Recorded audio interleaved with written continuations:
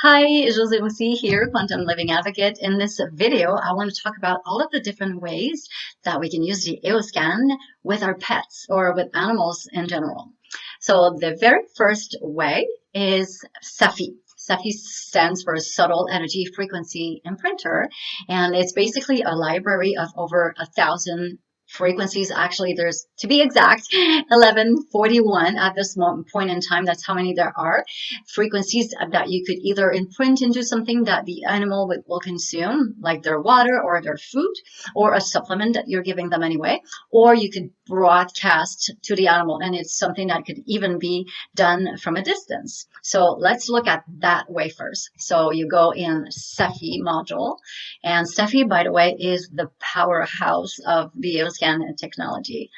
So there's, like I said, there's a library of over 1,100 different frequencies. So what you can do is you could select one in particular. There's some frequencies that are to help to bring something more of that you would like to have more of, like confidence or determination, like things like that. I was trying to think of examples that work for an animal. I'm not going to say success and abundance, which I'm usually, my mind goes there when I talk about SEFI for humans.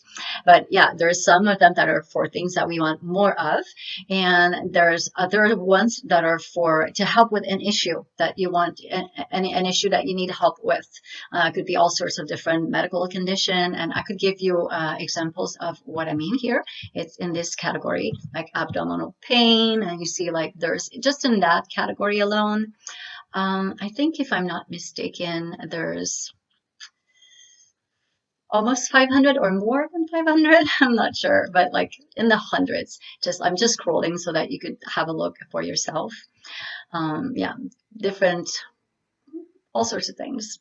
So this is for that category, which are, by the way, rife frequencies. That category has all rife frequencies in it. When I was talking about frequencies of things that we would want more of, whoops, that's not what I wanted to do. I wanted to go, like you see, there's energy. That's something that could be interesting for an animal. So yeah, pain-free. And then there's also homeopathic remedies. And even if you don't know anything about homeopathy, you could search if your animal is dealing with something. You could search by symptom, giving the symptom that your animal is experiencing. And if there's a homeopathic frequencies for this, then the system will tell you about it. And then you could do what I said before with it, imprint it in something or broadcast it. So that is for SEFI. All right, so the second way that you could use the AOScan with pets is vital scan. And this one, though, you can only do on dogs, cats, or horses. There'll be more in the future, but right now those are the animals that can be scanned. I'll give an example of one of my cats here. Like typically what you do is you first scan and then you optimize the frequencies, and that's where the magic happens, because you don't want to just know how things are, which it's great to have that information, but you want to do something about it. So optimization will look at what the scan revealed and will send optimizing frequencies to send to those areas that the scan picked up as being out of range, to send optimizing frequency to teach this area of the body to go back into homeostasis. So it's always done in two steps. First you scan, I'm not going to do the whole thing, and then you optimize. And those are the different areas. Food sensitivity, just in that section alone, there's 160 items total that are being scanned, and they're typical for animals. It's not the same database as what is food sensitivity for humans. There's blood, chakras, gastrointestinal function, nutritional analysis, physical functionality, and toxicity. So now let's look at a report. I'll choose a classic view for this because the classic view is simple. What you see in red is out of range, and what is in green is in range. So on the right hand side of the screen, what you see in the gray area, that's the baseline scan. When you do that first step scan, that is the baseline scan, and that's what you see on the right hand side. And then after optimizing the frequencies, that's referred to as current scan. In the white area, that's after optimization optimizing frequencies were sent. So what you want to see is that the things that were red, like there's an example here, acidophilus at the top was red and it went back to green. That's what we want, but that's not always what happens. Sometimes something will stay out of range, and that's the kind of thing, that the kind of information that you can do something about when it's multiple times. There's no reason to think, oh my God, I need to do something, I need to fix this, just because one scan showed something red before and after. Oftentimes, multiple repetition of scanning and optimizing can bring things that were a problem or an issue into like a normal range and stay there. So you want to pay attention to trends when you look at the scan. And like I said, this section alone has 160 items that are being scanned. And then in the blood biology, by the way, if you want to know something, what something is, what it does, you could click on it, and if there's a description available, it will give it to you. Not every single thing has a description. That's why I'm saying if. So yeah, so I'm not going to talk about all of the different things. Cat chakras, excuse me, these could be either underactive or overactive, or of course in range.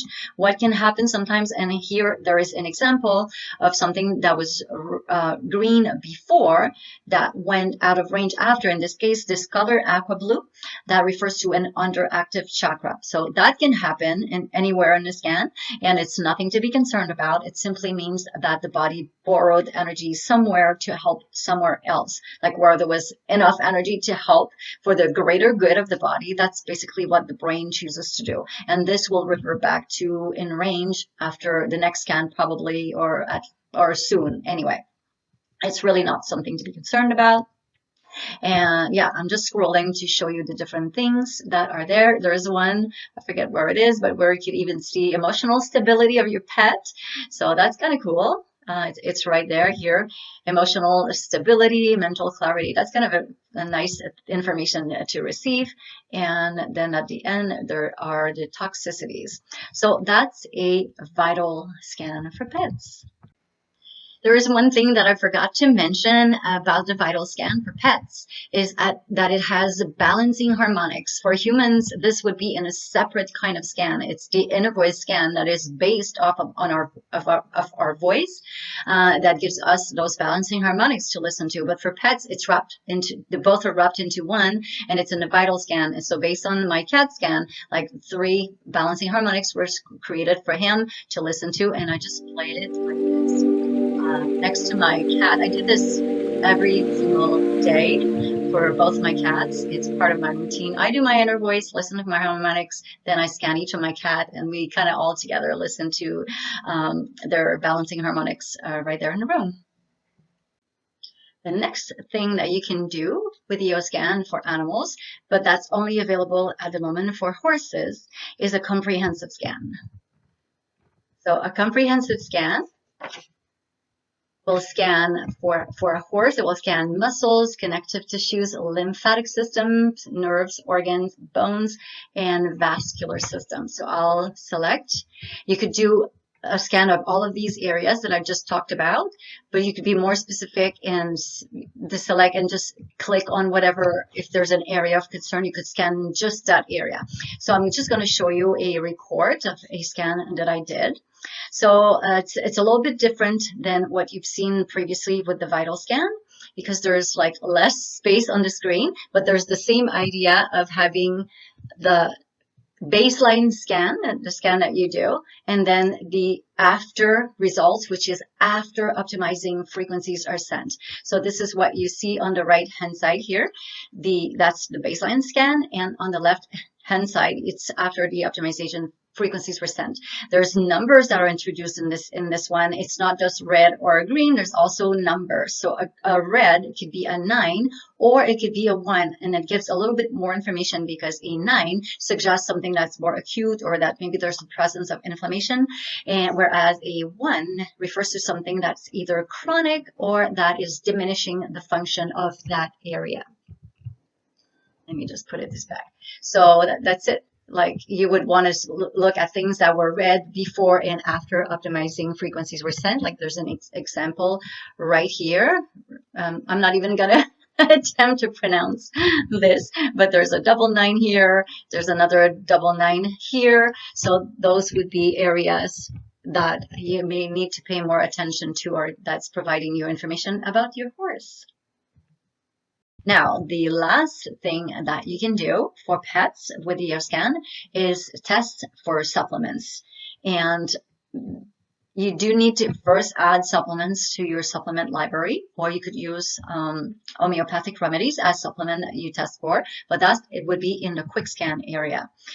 You do a pet scan, and then you choose the pet, like it's selecting a pet for me, and I could have things join in categories, and then select which category I want to scan, do the scan, and the system is going to tell me the supplement that my pet, in this case my cat Chimo, is in most resonance with at this time, so that you only give what your pet actually needs. Because it's the same for humans. Oftentimes we take supplements that are more a burden for our liver than anything, and then we don't even need. So the system can help you in telling you what is actually needed. So that covers all of the things that you can do with EOScan for pets.